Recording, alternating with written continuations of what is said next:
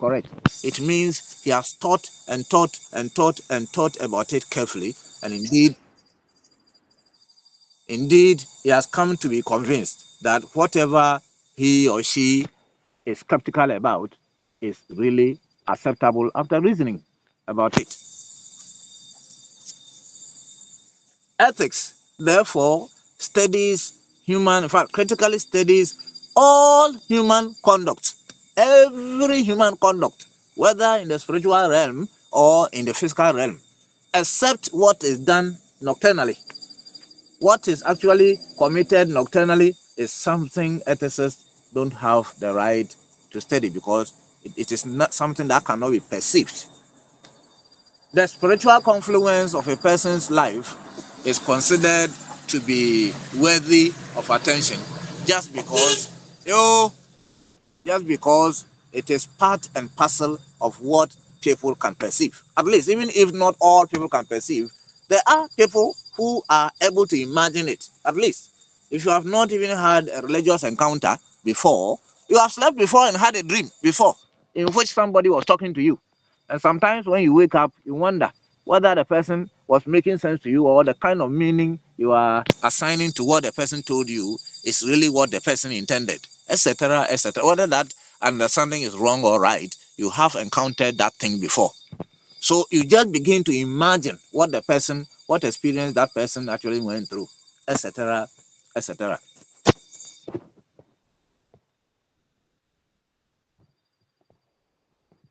The critical evaluation of what is argued to be guided by normative principles or moral perspective features prominently in all reasonable ethical investigations, be it religious or innately secular or worldly. You see, so every aspect of human life that has normative principles. What are normative principles? Normative principles are what we earlier termed customs. These are rules and regulations that the people have tested, in fact, applied and applied and applied so much so that they have become very established way of life for the people. You don't need any any any level of wisdom. You don't need any particular age. You don't need to have advanced in age to be able to note that such a practice has ever taken place among the people you are considering. It has become a norm. They know. Even a small boy knows it. It is a rule of the thumb. Everybody knows.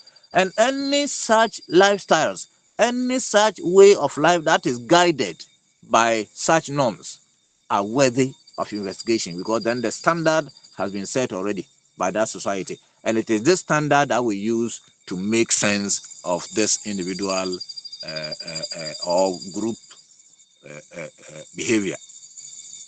The question is, what is ethics in Islam? We have now looked at what is meant by ethics conventionally. What then is ethics in Islam? In Islam,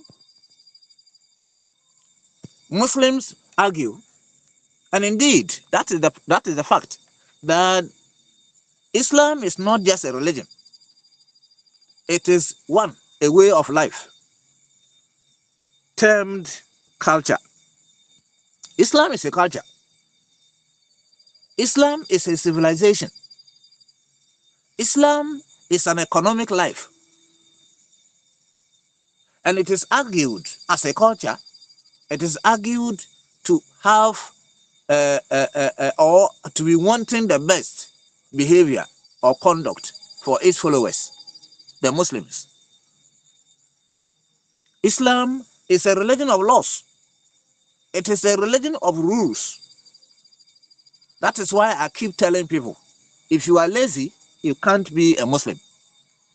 You need to be a very hardworking person because Islam has rules and regulations that are required to be followed by every individual who accepts to be a Muslim.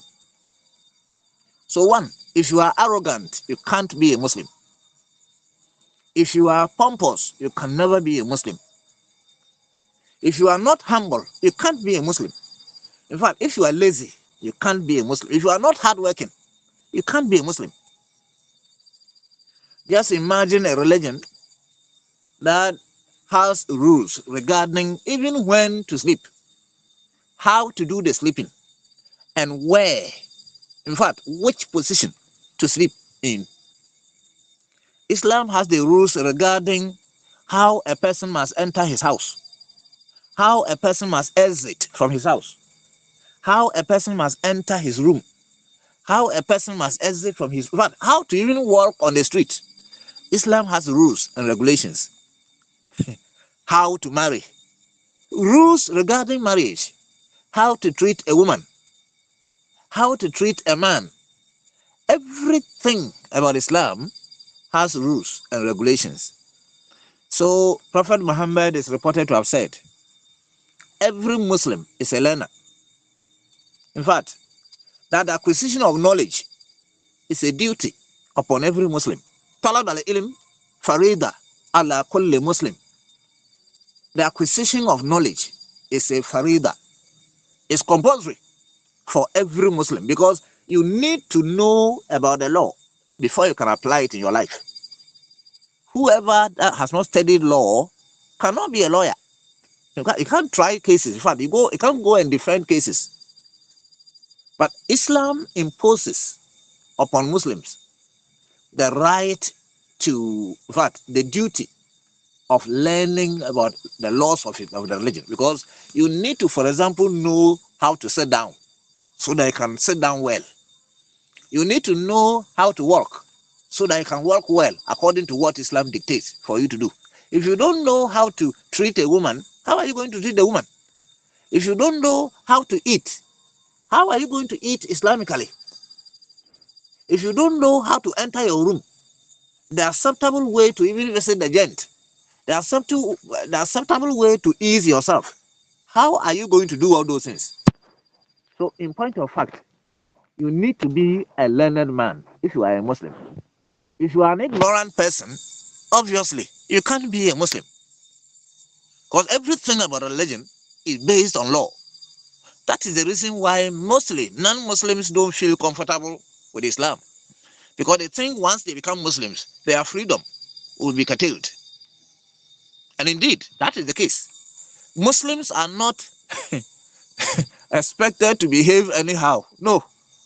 Everything a Muslim does has rules and regulations. And so whoever has been very observant will see that Islam is one of the most misunderstood religions of the world because it is made up of several laws. Everything about it has a law governing it. And you can imagine when you don't know how a particular law applies, you misinterpret it. If you don't know how to behave when you go to a court, definitely you will fall victim to the laws of the court.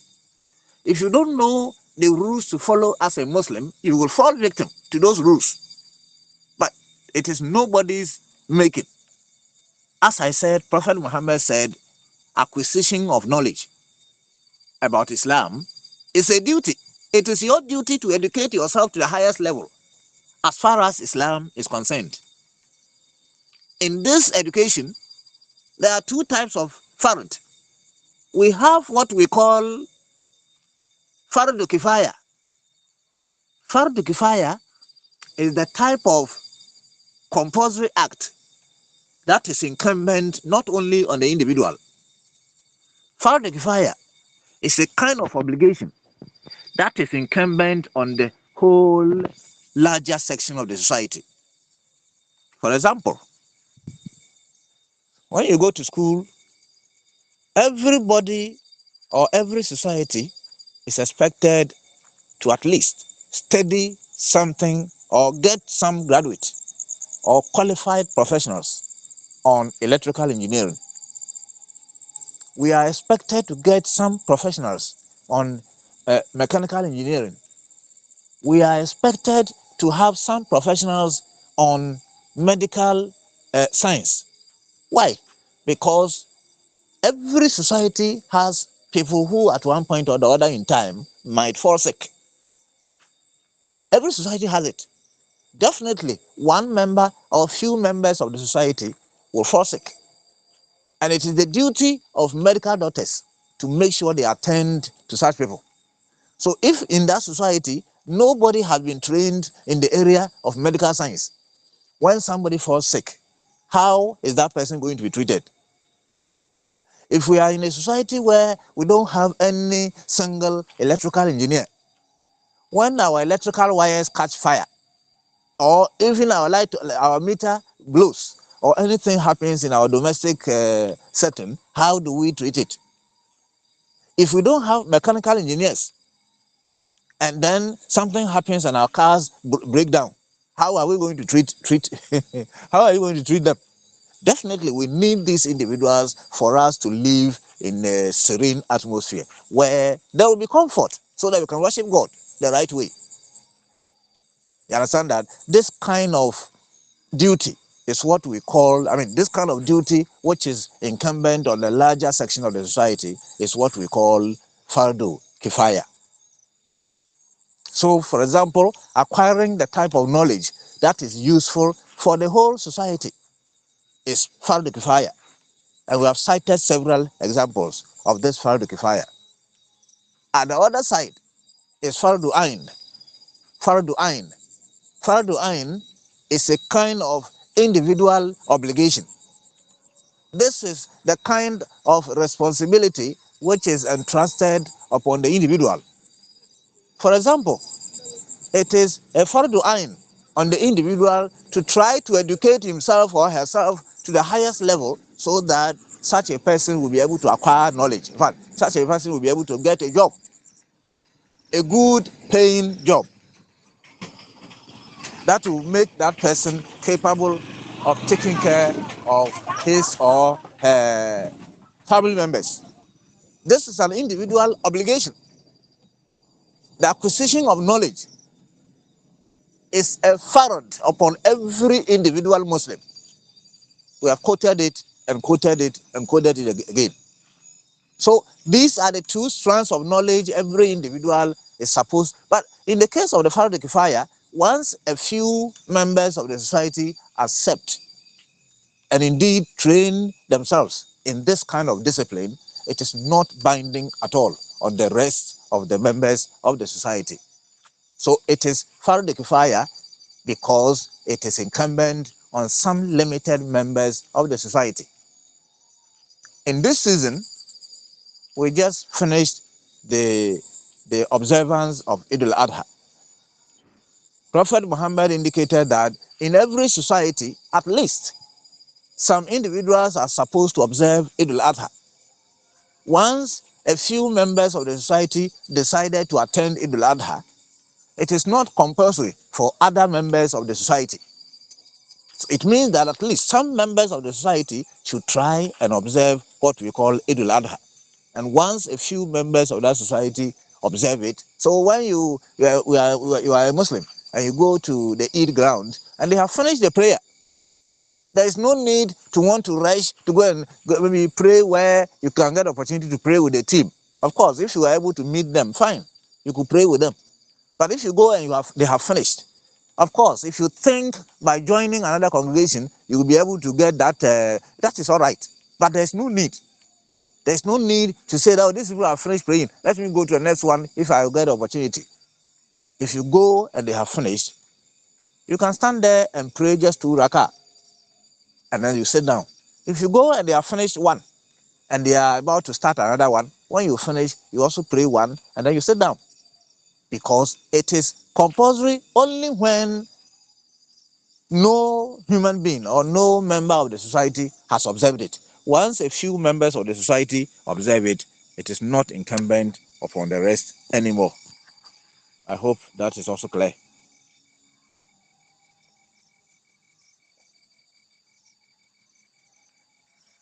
So as we indicated, Islam is expected to want the best for its followers. And that is why all the rules. It is said that ignorance of the law is no excuse. You can't say that, oh, I didn't know that this thing is not allowed here. No, that is not an excuse to commit a crime.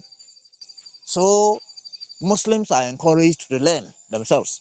Don't allow yourself to be left behind. Try as much as possible to learn whatever you are capable of learning. And it is compulsory. Thus, Islam attaches serious importance to and lays much emphasis on ethical conduct in the society.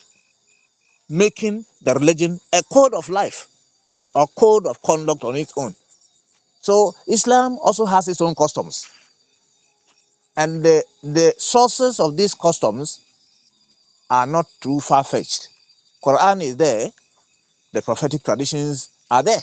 Your own reasoning, your conscience, your major weapon in life is also part of your ethical code of conduct on the assumption, as we indicated yesterday, innal halal bayyin wa innal haram bayyin. What is lawful is clear. What is unlawful is clear. Although elsewhere it says, wa bainahuma, in between the two, umurun mustabihatin la ya'lamuhunna kathiru minan nas, is something many people are not aware of. And what is that? Mustabihat, doubtful things. There are a lot of things that when Muslims are faced with, they wonder, is it allowed? Is it permitted? Is it allowed? Is it permitted? These are the things that gives job to ethicists such as us. We try to digest those things that arouse doubt in the mind of the individuals for the purpose of establishing whether they are allowed or they are not allowed, whether they are wrong or they are right. So elsewhere, we will come to argue that things that are indifferent, things that are considered as permissible, are not of interest to ethicists. Yesterday, I don't know whether it is on this platform, somebody posted a video in which, was it on this platform? Somebody posted a video in which the chief imam, I mean the national chief imam, who has virtually become senile, in fact he's very weak, was being helped to pray during the Eid al-Adha. Two people were, one on his side, one on the other side, holding him and virtually taking over the responsibility of helping him to bow, helping him to rise, helping him to this. And somebody asked the question in Hausa that is it permitted? I mean, does it make their prayers valid? And does it make their prayers invalid? Etc. etc. People were expressing their opinion. I think somebody posted it on the one of the platforms. I don't know whether it is this one. You see that there are some things that are not supposed to be our duty. Allah does not mean to make our life difficult for us. You understand that? He has made things very easy for us. You see that when you are sick, you have the right to sit down when you are praying. In fact, if any situation forces you not to be able to sit down, you can even sleep. You can lie down on the ground and face the direction of prayer and pray. If for any reason facing the direction of prayer is impossible, whatever you can face, pray. Allah listens. These are the respites Allah has given to Muslims. So you have no choice than to pray all the time. But at the same time, you don't let your own responsibility become another person's responsibility. But given the present circumstances, the chief imam is in the tight corner. As we are talking now, we don't yet have anybody who is going to succeed him in the event he hands over.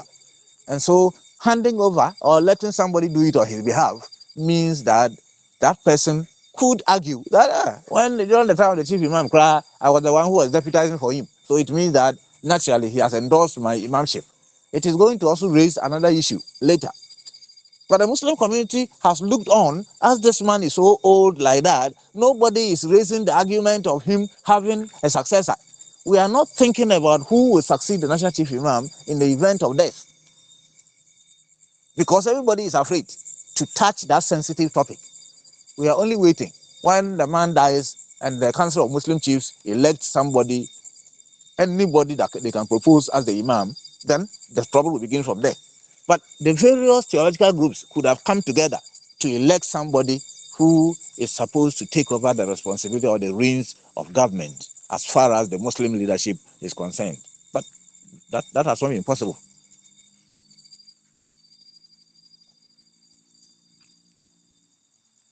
So in everything we do, in other words, there is a code of conduct. There is a specific rule that must be observed.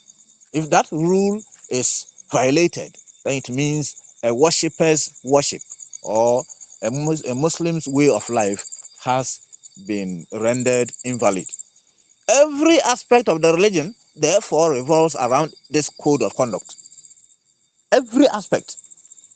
Selling has a code of conduct. In fact, farming has this code of conduct. Every aspect of the way of life of the Muslim has a code of conduct that governs it, has a law that governs it. If you try to violate that law, you will see tongues waggling. People will complain because then you appear to be an ignorant person. This is the point we are trying to. Thus, the religious life of the Muslim is guided by this code of conduct. The social life of the Muslim is guided by the same code of conduct. The economic life of the Muslim is guided by the same code of conduct. The political life of the Muslim is guided by this same code of conduct. And that is why you will see that when a parliamentarian is in parliament, he can't say that, he or she cannot say that, well, I was not brought here by the Muslims. I contested my seat and I was able to win. And therefore, when I come to parliament, I cannot be required to live according to the way Islam expects Muslims to live. No, far from it. Once you are a Muslim, everywhere you find yourself, it is your duty to make sure that you observe the ideals of Islam. If you fall short, that one is understandable. But neglecting it altogether means that you are not living as a Muslim. In other words, Islamic ethics, therefore, is understood as the study of the body of injunctions, the body of laws laid down for the practical life of the Muslim, justified from the Quran and the Sunnah. Sunnah is the plural form of Sunnah.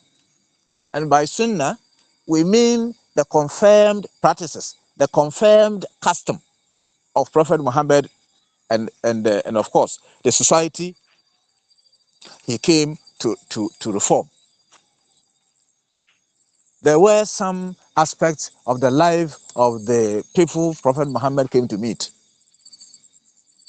But by the time his prophethood had come to an end, many of these lifestyles have been abolished. But therefore, all those lifestyles that are still existing after this kind of reform implies that they were accepted by Prophet Muhammad. These are the ones that are considered or referred to as Sunnah, and the plural form is Sunnah.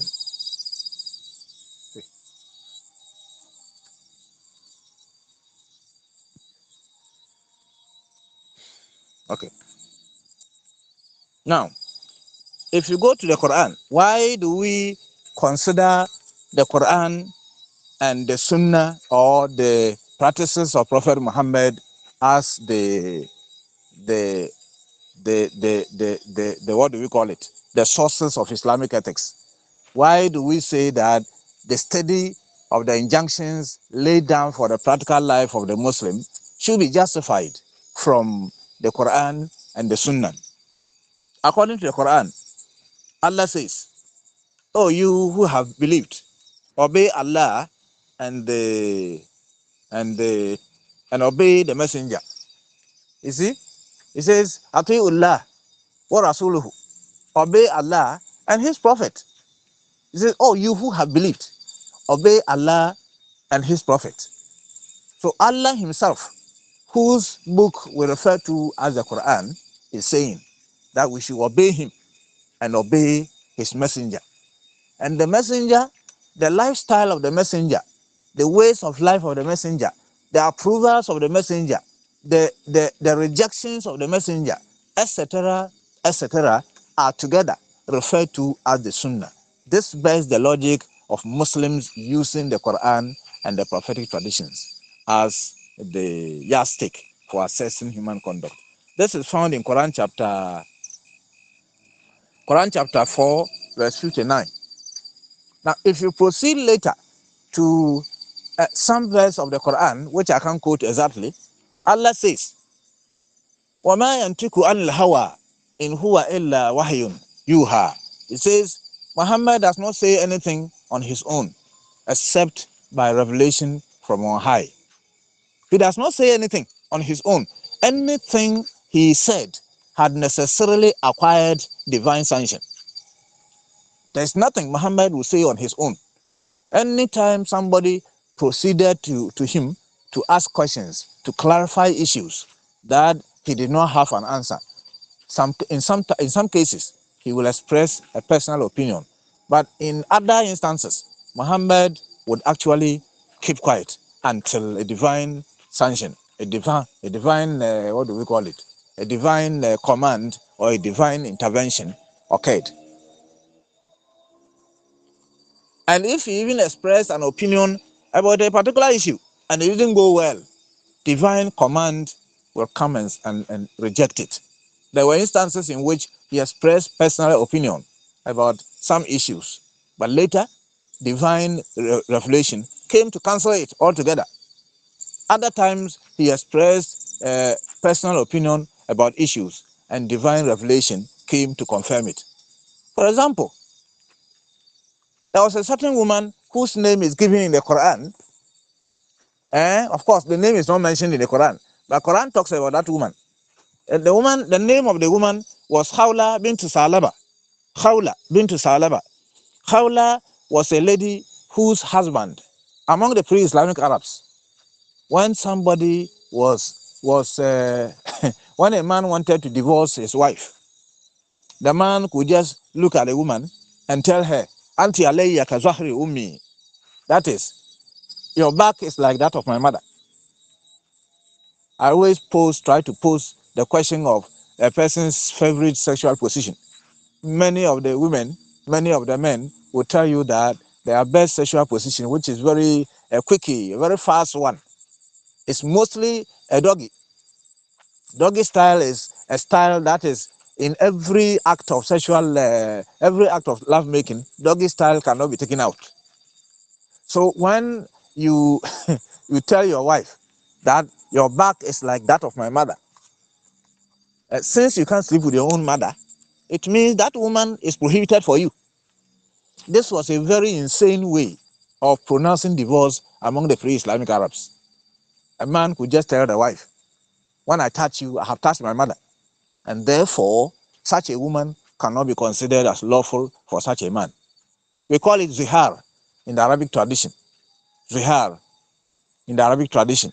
Now, a woman divorced this way cannot consider herself as totally divorced. Therefore, she can't even leave her matrimonial home. She can't leave and go because she's not considered as totally divorced. Yet, the man cannot also go into her. And this man, contrarily, will go ahead to satisfy himself through whatever way that he can because of the nature of the society. So virtually you will see such a woman being given a house arrest. It's like she has been arrested in the home. She has been detained. In fact, she's detained in the home and she can't leave. Yet she's also prohibited for the husband. So this woman's husband was divorced this way. Just so this woman's husband was divorced this way. In fact, this woman was divorced this way by her husband. Sorry. And so she thought that she could just go to Prophet Muhammad and complain to have a reversal of her misfortune. She went to Prophet Muhammad to complain that, Prophet, listen to the kind of unfair treatment my husband is giving me. What is that treatment? He said, my husband has pronounced zihar on me. And then he is going about satisfying his whims and caprices. Prophet, I want you to nullify this, my marriage, so that I can go home. Muhammad just looked at him and said, but you people are aware that this is an unacceptable social norm among you, the Arabs, in this society. So what do you expect me to do? Literally trying to dash the woman's hope of getting a redress. Khawla, who thought that Muhammad could help him this way, after Muhammad made this pronouncement, got totally disappointed. Stood up, and you can imagine when a woman gets angry, you can just imagine what will follow. When she was going, she was actually virtually not insulting necessarily, but it's like she was very angry, and you could see a reflection of that anger in the way she was expressing herself. It's like she was angry, so she was just throwing words like that. When she went home, she went to beseech Allah. She went to pray to God. That God, I thought I was going to your prophet to have a reversal of my misfortune. But your prophet has essentially repeated the very thing that I wanted to go and reject. Could you do something about this, my situation for me? It is too much on me. And according to what the Quran said, in Quran chapter 58, I think verses 1 to 5 or so, Allah has indicated clearly that regarding the woman who came to complain to you, when a man pronounces such a thing on the wife, since they are not their mothers, and indeed they are even prohibited from their mothers, such women become unlawful for them. Should they be divorced, such women cannot be taken back as their wives. If they want to take them back, they should fast for 60 days or free a slave. This is found in Quran chapter 58, verses I think 1 to 5 or so, or maybe 3 to 5. You can get it there. So after this, Khawla saw a reversal of her misfortune. It means from here, from this verse, the practice of pronouncing zihar on a woman by telling her that if I touch you, I have touched my mother. If I do that, I have done this to my mother, blah, blah, blah, blah, that Hawla was divorced has been nullified. So from this time, no Muslim, although it is still binding, when a Muslim issues the statement that if I touch you, I have touched my mother, it is still considered as binding, but it is a very disgusting style of divorcing a woman. And when a man pronounces such a divorce, that man must actually fast for 60 days if he wants to go back to the woman. Otherwise, he has to free a slave.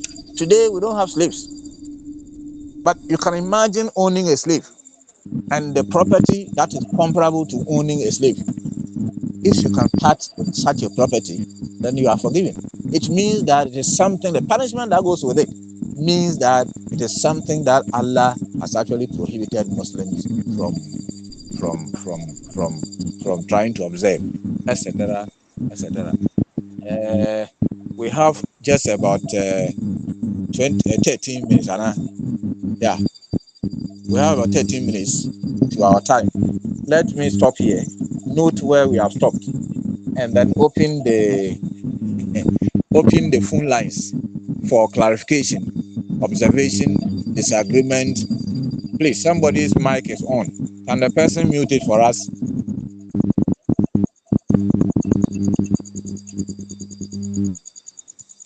So that if somebody has any observation, clarification, or anything to make, the person can go ahead and then let us have it.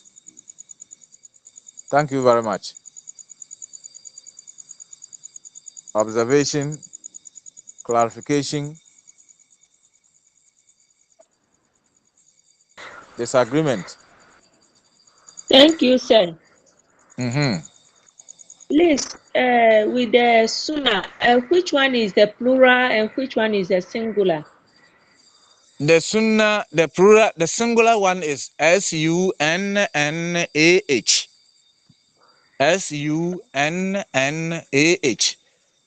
The plural one is sunnan and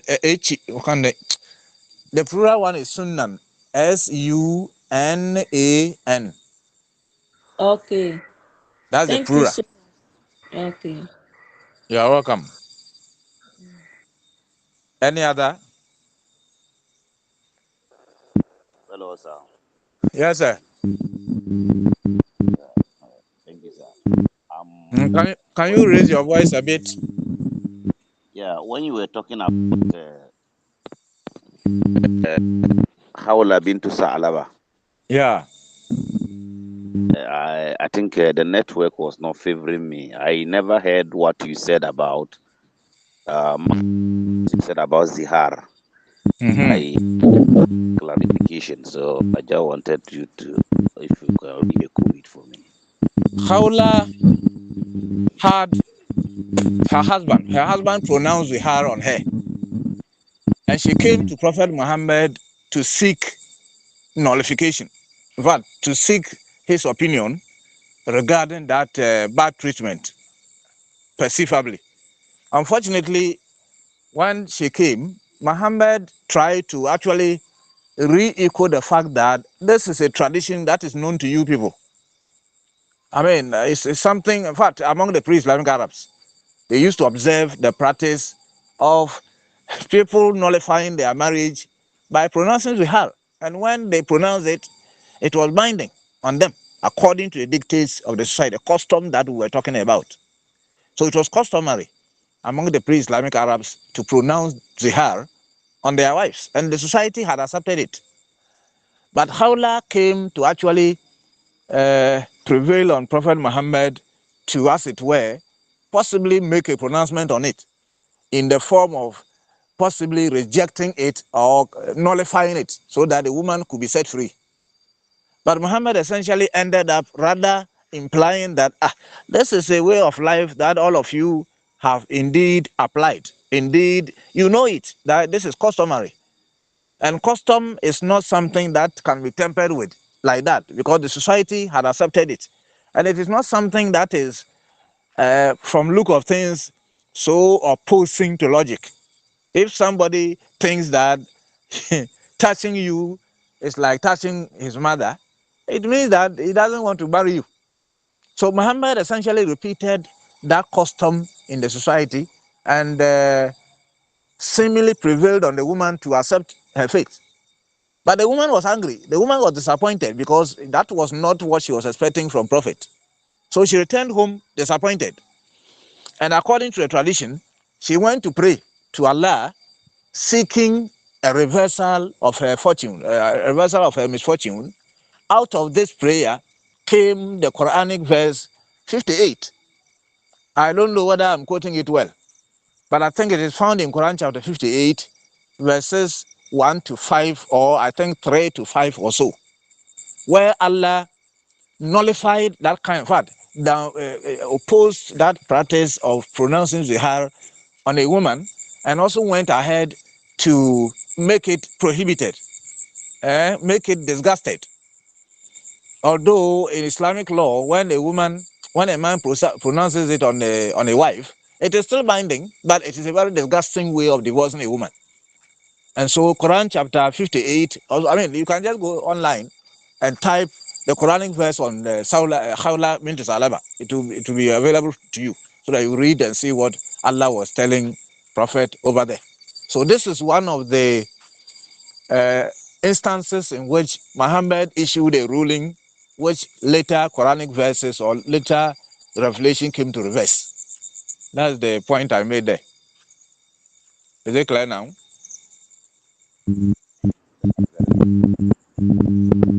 Is it clear now? Clear, sir. Very clear. All right. Any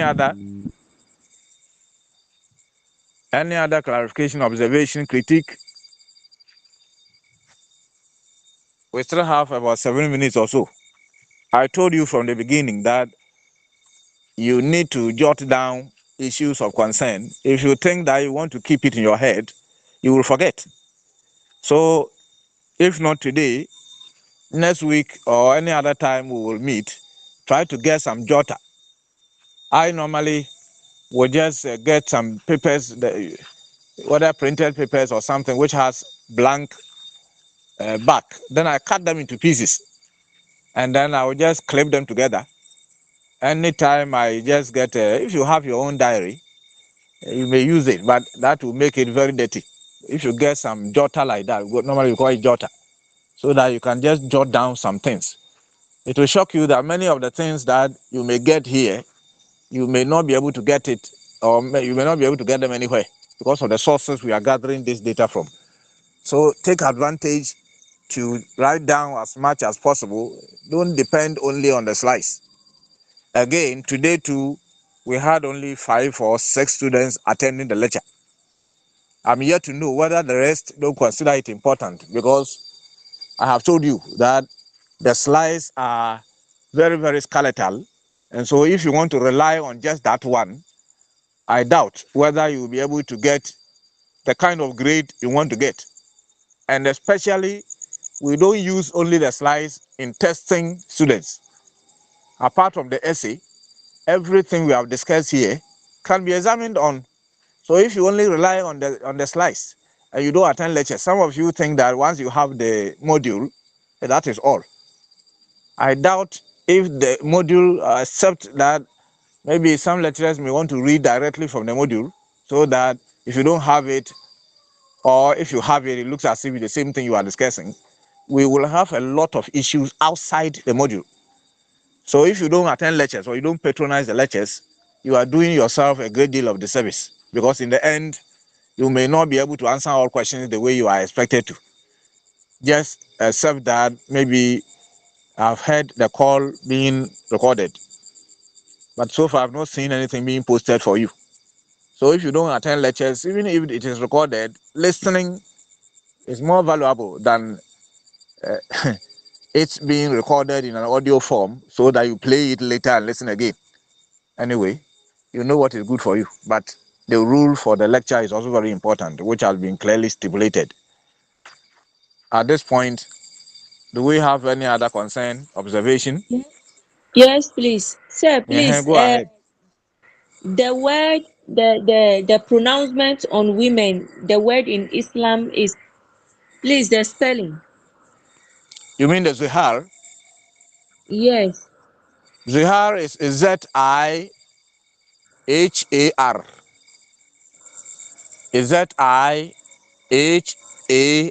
Zihar. It comes from the Arabic Thank word Zahar, which means the back. you. The back. Mm. Uh-huh.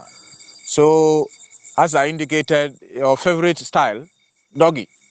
When you are making out with your wife or your husband, your husband will definitely see your back when you go doggy. So when your husband tells you that your back is like that of my mother, it's a very disgusting kind of thing. Even if you can't sleep with your mother, why do you tell your wife that her back? Because in Islam, when a man divorces his wife, he has 3 chances of going to take the woman again. You pronounce divorce on her, the woman can observe what we call what do we call it? What we call idda. Ida. When after 3 months Ida. or menstrual periods, the woman can go back to her matrimonial, to her mother. What do we call it? Parents' house. You understand that? You can go back and take her after, except that if she observes the 3 months idda, she will have to be married again. You can't just go and take her back after she has observed the Ida and left for the parents' house. If you want her back, you have to go and pay new dowry and then perform the nikah again, and then you go and bring her to your house. If you pronounce divorce again and she observes the Ida and then she leaves for her parents' house, you can go and take her back. All these bear the logic of Islam, saying that divorce is a very disgusting, in fact, kind of experience. So it is better that you don't divorce. But as I said, in spite of all this, Islam still doesn't see marriage as unconditionally permanent institution, because there are certain circumstances under which a man or woman might see himself or herself in bondage if he continues to be with a woman. And so Islam also has provision for a woman or a man who sees himself or herself in that order, being unjustifiably menaced, to free herself or himself from that bondage. You see that? So if you now tell a woman that her back is like that of your mother, you vitiate. I mean, you make it impossible for, even after divorce, going to take her back. In fact, such a divorce is known as talaq al-ba'in. It's an irrevocable divorce, because your mother can never change to be your wife. Your mother can never change to be your wife. So if you regret and you want to take her back whilst the woman has not left your house, then you can fast for 60 days or free a slave. But if you are not able to do that and the woman observes her Ida and now leaves for her house, you can't go and bring her back. That is what makes this pronouncement very disgusting. But if a Muslim man still pronounces that divorce on the wife, it is still considered as binding in Islam, although it is disgusted. That's the point. Anyway, any other question? Thank you so much. observation. You are welcome. Oh. Hello, sir. Yes. Yes, sir. I want to make an appeal. I think Okay. most of us doing the religion major. I think Mm-hmm. I don't know whether I'm the only Muslim among us. Okay. Those of us who always meet here, I've never heard anybody who is a Muslim among us anyway.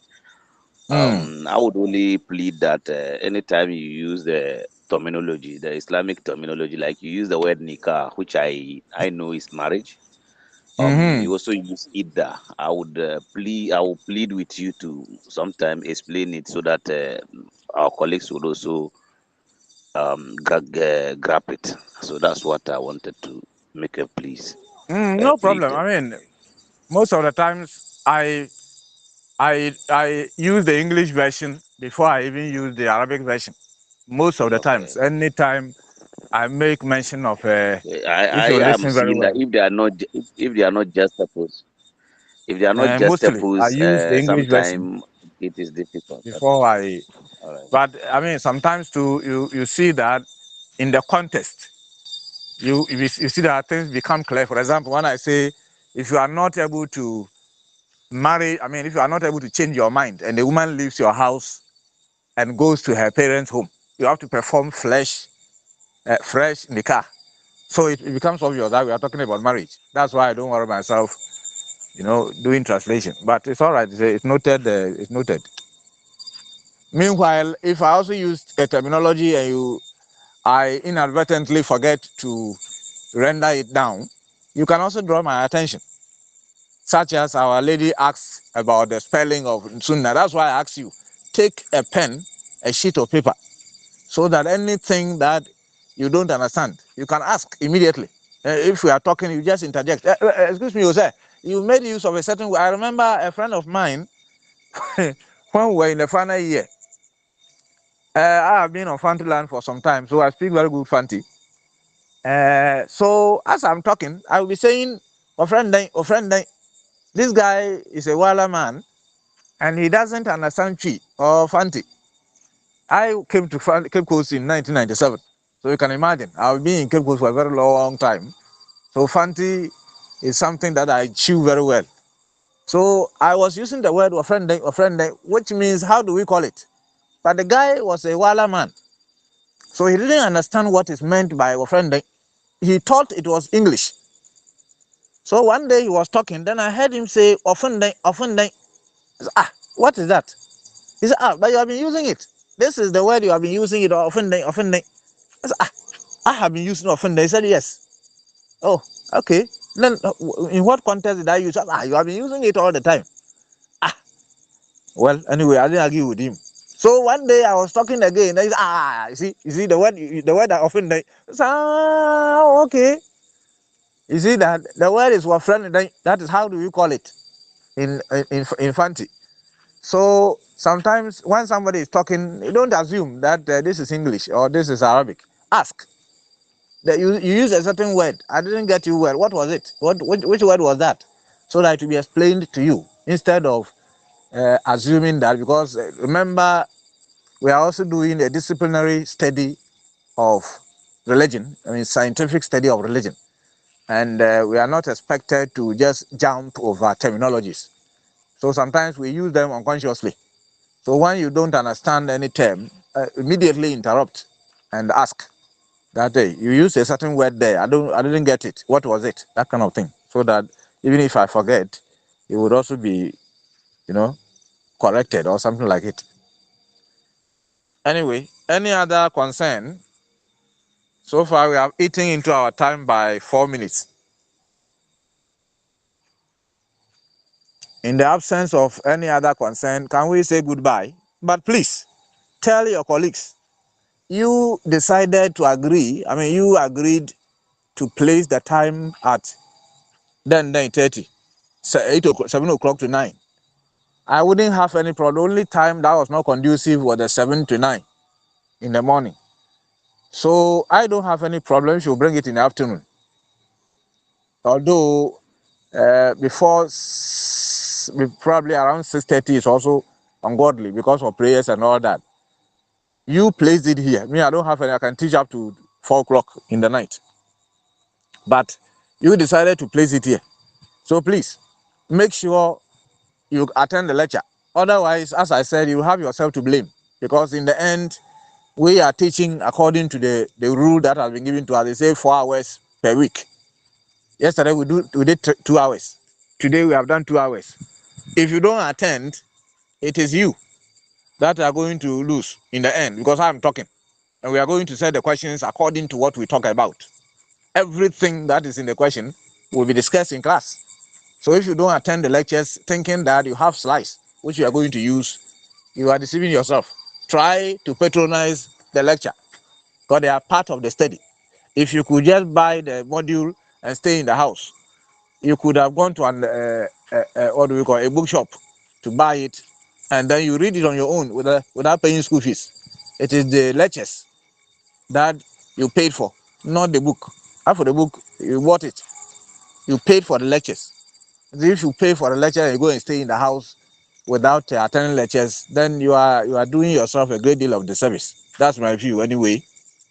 On that note, can we say goodbye to Eh, tonight's lecture? Sir, Please, Yes. yeah, please, with this particular course, Ethics of Islam, is for Uh-huh. the major students, Mm-hmm. we the major students, and we are only 9. Oh, okay. Yeah, on the platform, we have the people there, but they've all dropped from the course. Ah. So Oh, we are okay. remaining, yeah, we are only 9 remaining. So only 2 people have not joined this evening because of network problem at their end. Oh, I see. But why did they drop? If I may They ask. have their own reason. They have their own reasons. Ah. Oh, okay. Oh, okay. I Yeah. mean, then in that case, that one they don't have to even give reason.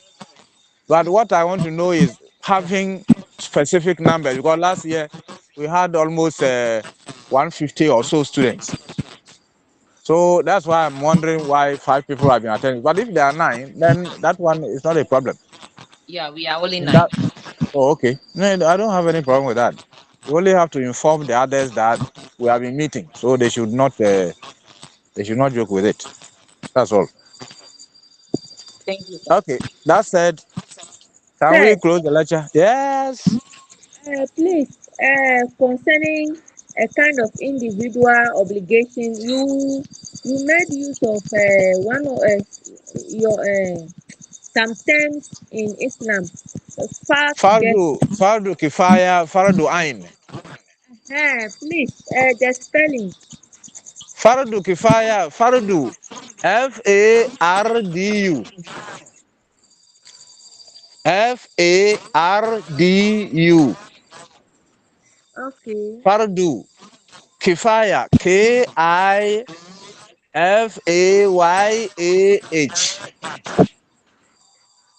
A I K Kwaku K Kwame K R Kasim K A Kifayah.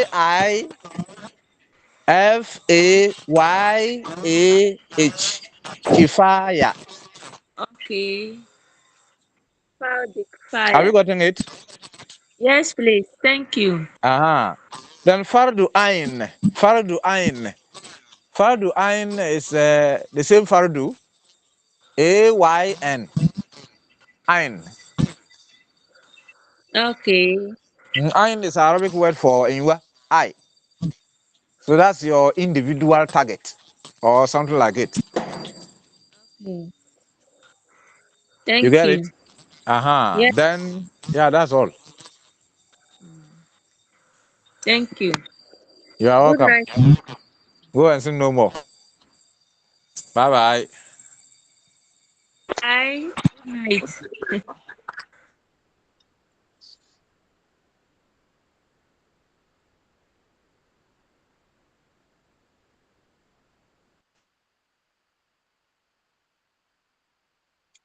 Yes, sir.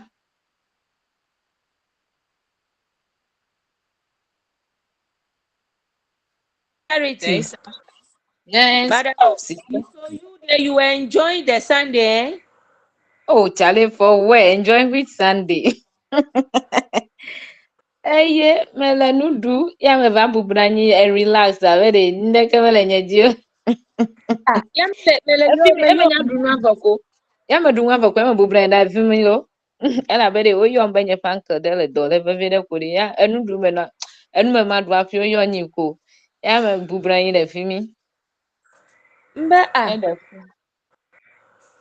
wepa.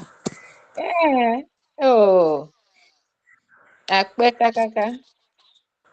So Yo. Isa, in fact, bring the Quran soft copy, put it on the page Yes, before they'll be madam. quoting it.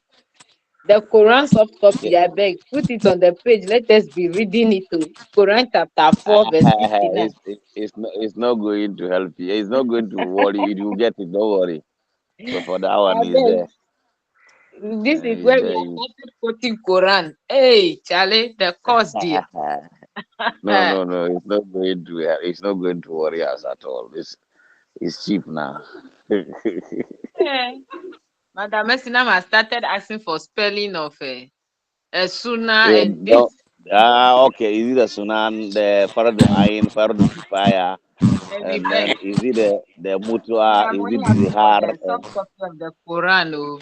I Eh, don't he want was to. I don't want. but I was just writing the spelling that I know. I've realized that no, it will not help me. Uh, no, don't worry. To go as we are going wherever we are having difficulty by the grace of God, we will be able to come. We will help. So the Faduk iron is what? Individual what? Yes, individual. That is something that is compulsory on an individual. Fardu Ain. Hmm. Something that is compulsory on an individual, and Fardu Kifaya is on all the society. And when some people are able to do it, that particular thing has been taken off.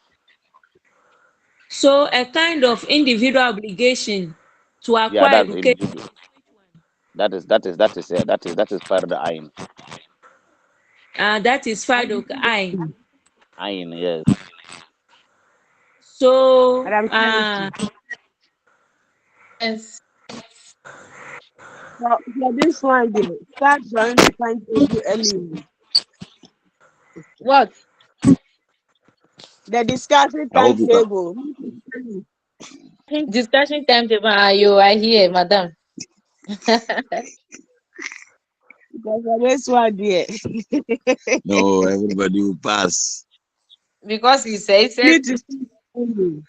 But I was not also complaining when we were doing the Bible studies. Did I complain? oh, Oh, no.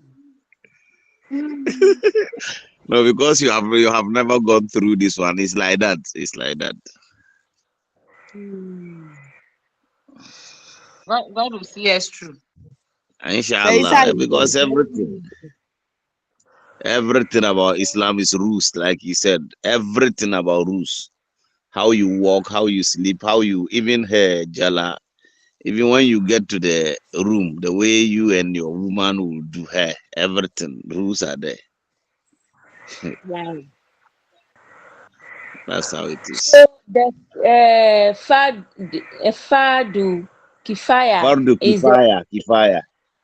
the The- fire the- is for everyone. It's not defire or kifaya.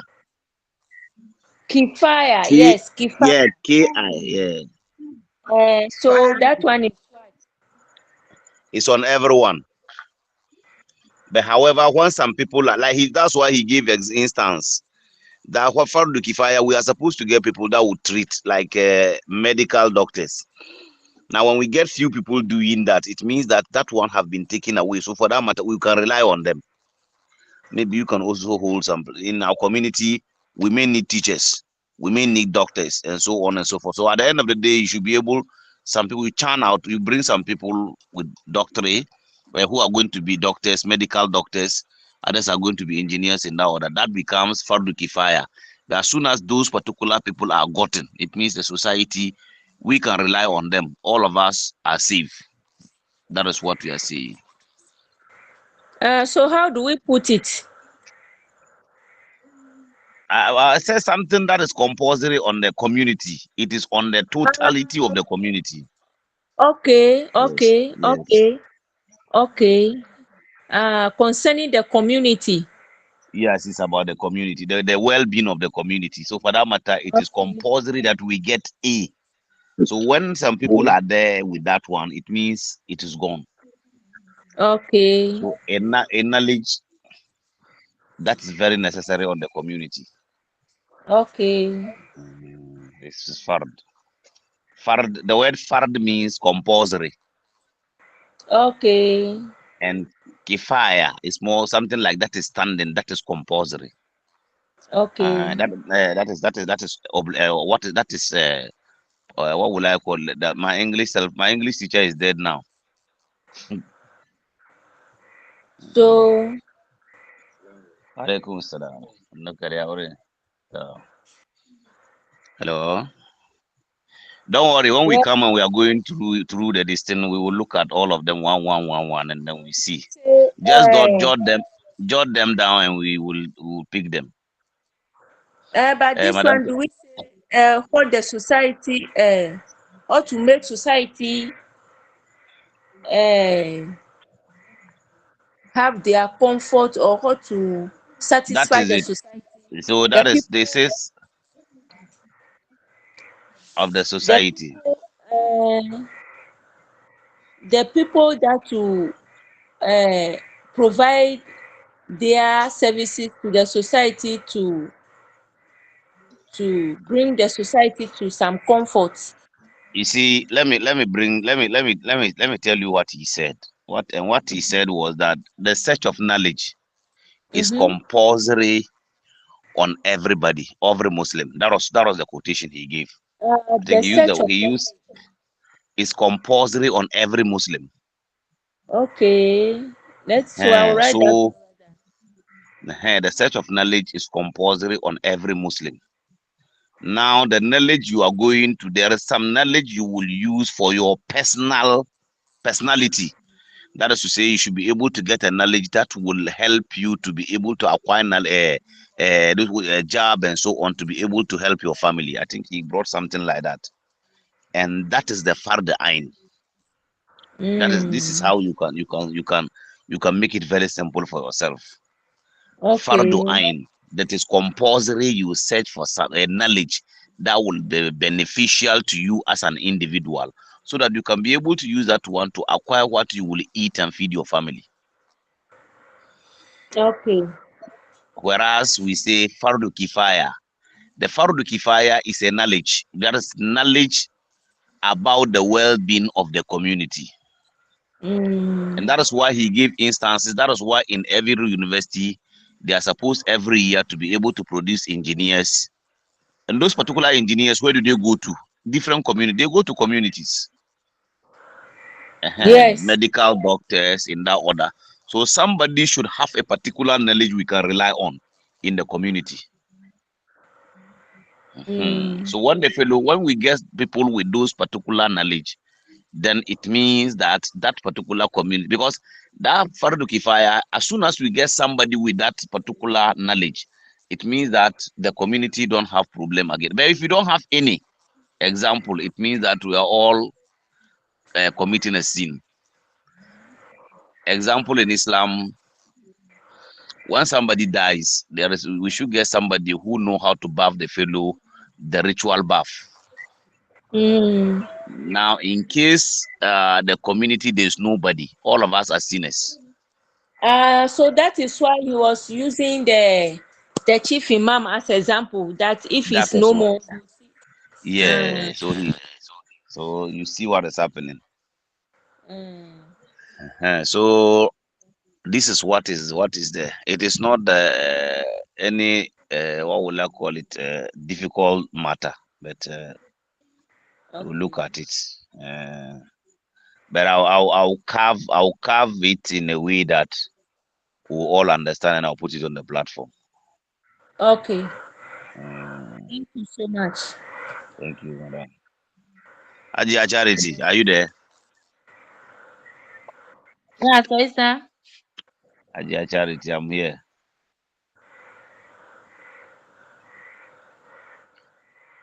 I was enjoying the lectures, but just that the network was not good. Madam Charity, Yes. I called you the last time, but you couldn't pick. Yeah. Yeah, not anything. When I added a doctor on the page, I was just calling people to welcome him. Uh-huh. That was yeah. No, I was calling you to find out from you if you have heard from the lady. Yeah. We spoke on that. Yes. Okay. Thank you. I will call you tomorrow. Okay. Yeah. Okay, I hope we can now all drop.